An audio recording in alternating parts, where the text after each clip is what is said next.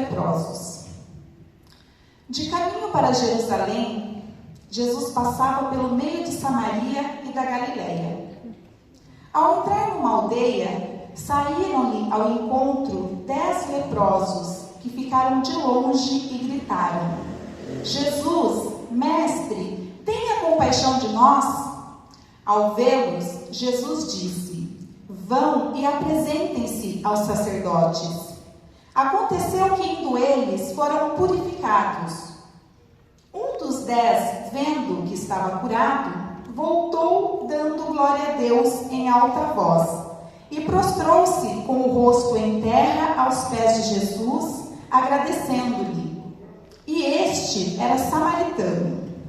Então Jesus perguntou: não eram 10 os que foram curados? Onde estão os 9?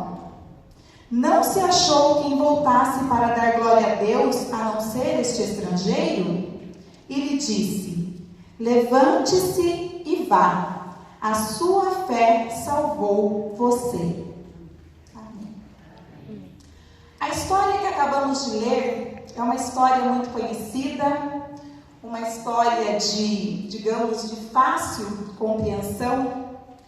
Porém, se prestarmos atenção nos detalhes deste texto, nós conseguiremos extrair maravilhosas lições através deste texto, que irão nos ajudar a entender a importância do exercício da fé na vida do cristão e como a gratidão pode se tornar um privilégio para nos aproximar mais e mais de Deus.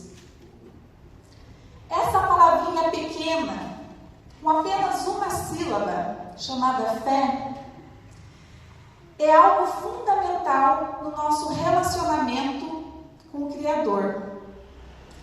Em Hebreus 11 diz que sem fé é impossível agradar a Deus.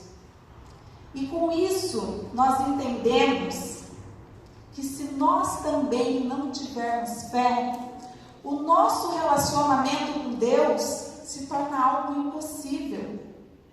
É impossível servir a Deus se nós não acreditarmos que Ele existe. E para acreditarmos, nós precisamos ter fé.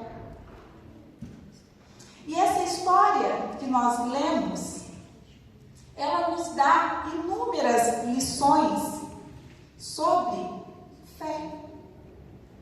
Pessoas que usaram a fé, pessoas que tinham fé.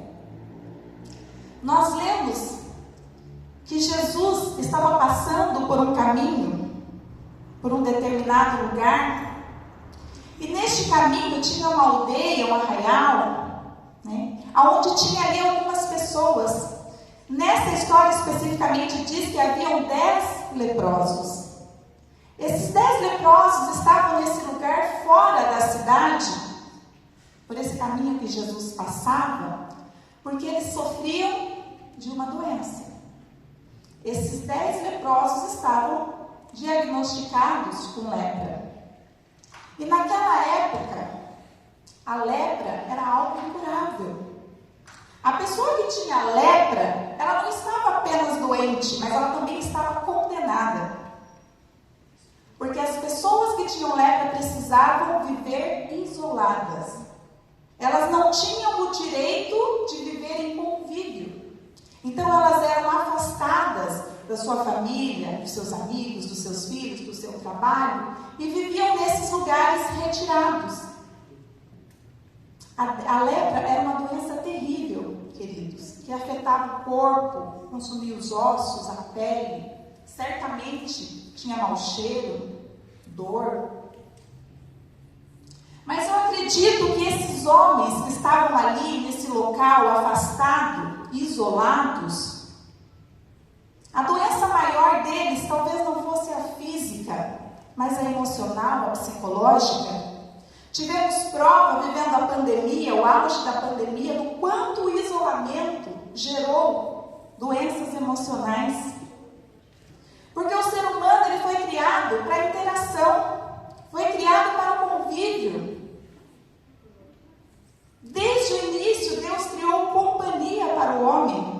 Nós temos essa necessidade. E aqueles homens, naquele momento, eles estavam privados dessa socialização, desse convívio social, de fazer coisas que eles gostavam. E eis que Jesus estava passando por esse caminho. Quando eles percebem, quando eles ficam sabendo, percebem que Jesus estava passando por aquele caminho, eles não pensam duas vezes. Eles começam a gritar, pedindo socorro para Jesus. E a história é bem clara, que ela diz que eles ficaram de longe e gritaram. Eles não pediram, porque eles estavam longe, eles não se aproximaram de Jesus. E se pararmos para pensar na palavra que eu disse no início, na fé, o que motiva esses homens a pedirem ajuda, socorro para Jesus? Certamente muitas pessoas também passavam por ali. E nada mais é do que a fé. Eles estavam naquela situação, eles estavam vivendo daquela maneira, mas dentro deles havia uma fé. Não sei se era grande, pequena, apenas uma pontinha de fé. Mas a fé os motivou a pedir ajuda, a pedir socorro para Jesus naquele momento. E essa palavra gritando, ela me chama a atenção, porque conosco também não é diferente. Quando nós estamos numa situação de necessidade, nós temos bastante disposição para pedir. Eu costumo dizer que somos fervorosos para pedir quando nós precisamos. E esses homens também. Eles gritaram pela ajuda do Mestre. Jesus, passando, ouvindo aqueles gritos, Jesus não ignora. Jesus não ignora ao pedido deles. Porém, Jesus olha para aqueles homens e diz: vão e apresentem-se aos sacerdotes. Eles precisavam de um milagre imediato. Eles estavam proibidos de entrar na cidade, de permanecer no convívio. E que engraçado. Jesus dá uma ordem para eles. Jesus diz: vão e apresentem-se aos sacerdotes. O que o sacerdote tem a ver com essa história? Nessa época, os sacerdotes eram as pessoas que eram designadas a constatar se um ex-leproso, se um leproso, ele podia voltar ao convívio social. Era essa pessoa quem autorizava as pessoas a voltarem a viver em sociedade. E o que Jesus pede para eles é que eles sigam e vão até o sacerdote. E me chama a atenção nessa resposta de Jesus, e mais ainda na atitude daqueles 10 homens, é que eles não questionaram, eles não colocaram um empecilho quando Jesus disse para eles irem, porque eles até tinham motivo, se pararmos para pensar. Eles poderiam dizer: ah, Jesus, mas você está pedindo para eu ir lá, eu já vim de lá, eles não me querem lá, eu não posso acessar a cidade, é crime. Porém, eles não questionam os métodos de Jesus. Eles ouvem a voz de Jesus e fazem aquilo que ele solicita, aquilo que ele pede. E outra coisa que me chama a atenção nessa resposta de Jesus, porque Jesus ouve e responde todos que pedem a ele. Jesus não ignora nenhum pedido. O que nós precisamos aprender é a entender as respostas que Jesus nos dá. E a nossa maior dificuldade está em entender a forma que Jesus age na nossa vida. Porque nós temos uma tendência humana a querer as coisas da nossa maneira. Nós queremos que Jesus responda da maneira e no tempo que nós queremos. Nós não estamos prontos para entender as formas de Jesus. Porém, nesta noite eu digo para vocês, a forma de Jesus é sempre melhor. E esses homens, mais uma vez, demonstram uma belíssima atitude de fé. Porque eles confiaram na ordem de Jesus, no pedido de Jesus. E eles demonstram a fé deles através da obediência. Será que nós também temos essa fé? Ou teríamos nessa situação? Simplesmente obedecer o que Jesus está nos falando? Nesse milagre que Jesus realizou, Jesus, quando responde àqueles homens, ele não faz como nos demais, ou como em muitos outros que ele realizou. Ele não estende a mão, ele não profere uma palavra de cura. Aqueles homens não tocam Jesus, como a mulher do fluxo de sangue, que toca nas vestes de Jesus. Esses homens não tocaram. Jesus também não tocou neles. E o mais interessante, eles não questionaram a ordem de Jesus. Eles simplesmente foram. Às vezes, queridos, o milagre está no caminho, está no percurso, está no meio da luta. Nós não podemos ver, mas Jesus está agindo a nosso favor. Aqueles homens, quando eles saíram de perto do mestre para caminhar até o sacerdote, eu imagino que eles olhavam para o corpo deles e eles também não viam nenhum sinal de cura. Eles continuavam leprosos, eles continuavam impuros, e mesmo assim, eles decidem fazer o que Jesus pede. Nós, muitas vezes, queremos fazer troca com Jesus. Se o Senhor me der aquilo que eu quero, eu vou e faço o que o Senhor está pedindo. Não é assim? Quando o Senhor realizar uma obra na minha vida, na minha família, salvar alguém, aí eu vou pregar a tua palavra. Aí eu vou fazer o que o Senhor está pedindo. Nós precisamos aprender a ouvir as respostas de Jesus para a nossa vida. E esses homens provam mais uma vez, os 10 homens, que eles tinham fé.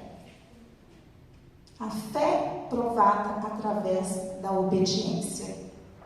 Obedecer também é crer. Aqueles homens seguiram, e a história diz que os 10 homens receberam a cura no meio do caminho.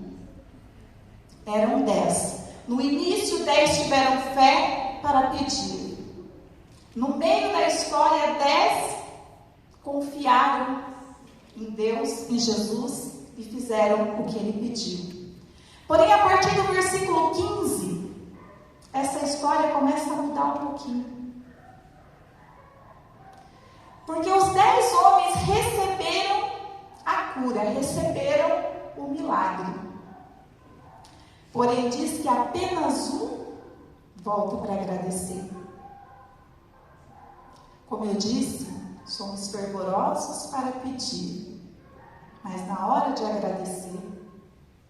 Eu imagino que quando aqueles homens perceberam que eles não estavam mais com a lepra, quanta coisa passou pela cabeça deles. Eu preciso me apressar, eu preciso recuperar o tempo perdido, eu estava em isolamento, eu preciso ver a minha família, estou com saudade dos meus filhos, eu preciso dar notícia para as pessoas que eu estou de volta. Mas eles se esqueceram de quem realizou a obra na vida deles. E agora a gente entra para a segunda palavra, que eu também falei lá no começo: gratidão. Um coração grato faz toda a diferença na nossa vida. Aqui a história diz que apenas um homem volta para agradecer. E este homem, quando ele volta, ele se lança aos pés de Jesus. Sabe por quê? Porque a gratidão, quando nós temos um coração grato, gratidão é lembrar. A ingratidão, ela esquece. E é importante que a gente pense nisso e pense nessa palavra, porque quando nós não somos gratos, automaticamente nós estamos sendo ingratos. E foi o que aconteceu com aqueles homens, com aqueles 9. Um volta para agradecer, os 9 esquecem. Gratidão é lembrar. Lembrar de tudo o que Deus já fez na nossa vida. Lembrar de onde Ele nos tirou. Lembrar que é Ele quem nos sustenta todos os dias. Que se estamos aqui, não é por mérito nosso, mas de Jesus que nos ama.